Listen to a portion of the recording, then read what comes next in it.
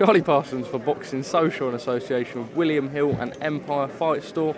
The Big Apple, it's a Friday, everything's okay.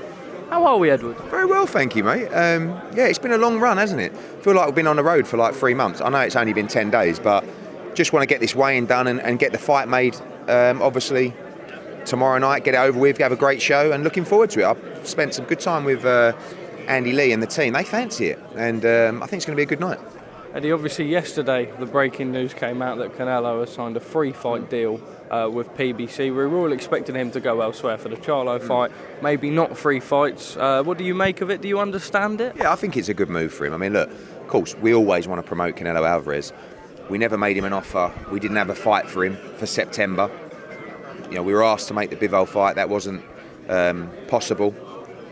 So I think it's, you know, the Charlo fight. I don't know the details. If it's Charlo, if it's Benavidez, if it is a 2 fight, if it is a 3 fight, whatever it is.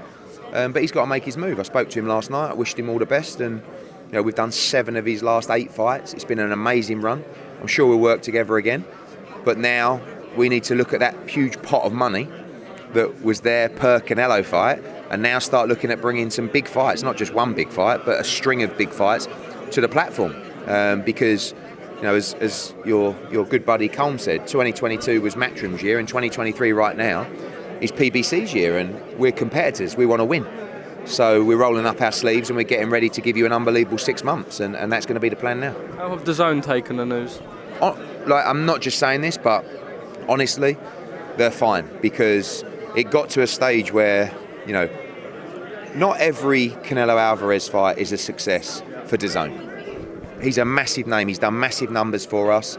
It's always been a success for Matchroom, but it comes to a point with a broadcaster where, am I getting value? And the fights that are available, the answer is not necessarily. Do you understand? So if we had the Charlo fight, or if we had the Benavidez fight, things maybe were different, but we don't.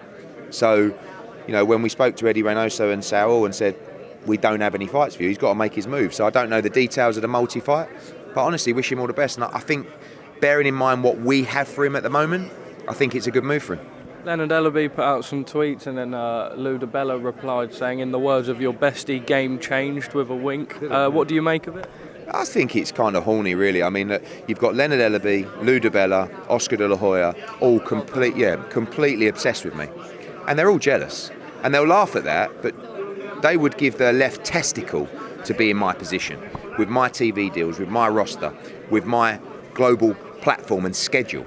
So, you know, it's weird that to want someone's demise so badly, there's got to be a little reason for that, and I don't really know. You know, Lou's an old man. He should look at a young promoter and say, good on him.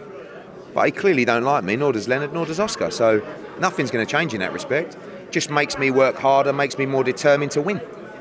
And that's really going to be the plan, putting this schedule together for the next 6 months. Have you had any sort of brief ideas as to some huge fights that you'd like to bring to the platform now? We've been looking at them and working on them, but we haven't been able to pull the trigger on any of them because we're waiting on seeing what's happening with Canelo. And now we know that we can look at that period, particularly over the next, what will it be, a year, where you have those 2 Canelo fights that are now not going to take place. So we have that budget in place to try and make those big fights. And, you know, whether that's Haney, whether that's Ryan Garcia, you know, whether that's Tank, whether that's Wilder, whether that, I don't know. But, you know, clearly it needs to be replaced.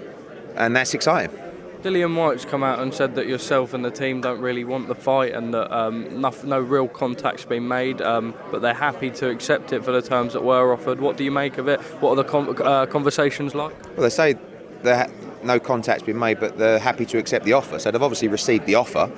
Honestly, what happened, that's the fight that I was asked to make. We made an offer to Dillian Whyte, 4 or 5 weeks ago, and they came back and the exact wording was, absolutely not, this is unacceptably low, and basically nowhere near a number we'd accept. I funneled that back to AJ and the team, and we said, okay, we'll move on to another opponent. That was it. Now they just come out today out of the blue and said, we accept that offer. Right when we're about to announce or in final negotiations for another opponent. So we went straight back to Dillian and said, can you confirm you accept that offer? And they said, yes, we do. I said, fantastic. So we're getting them a contract. They'll have a contract today. We need to move at pace. But if they're serious, that fight can 100% happen. It's still the fight AJ wants for August 12th. So again, if Dillian's serious, that fight's going to happen. How quickly do you have to move? Like, you know, this contract's not going to be difficult. It's a set purse. It's, you know, there's no travel. There's no like extreme media obligations. He's going to have to attend the press conference and so forth, and I'm sure he can get whatever tickets he wants and stuff like that. But it's pretty simple. So again, like, we don't want to come back with a million things on the contract. We do have to move at pace. It's 7 weeks on Saturday. So, but I would love that fight to happen, and hopefully they're real.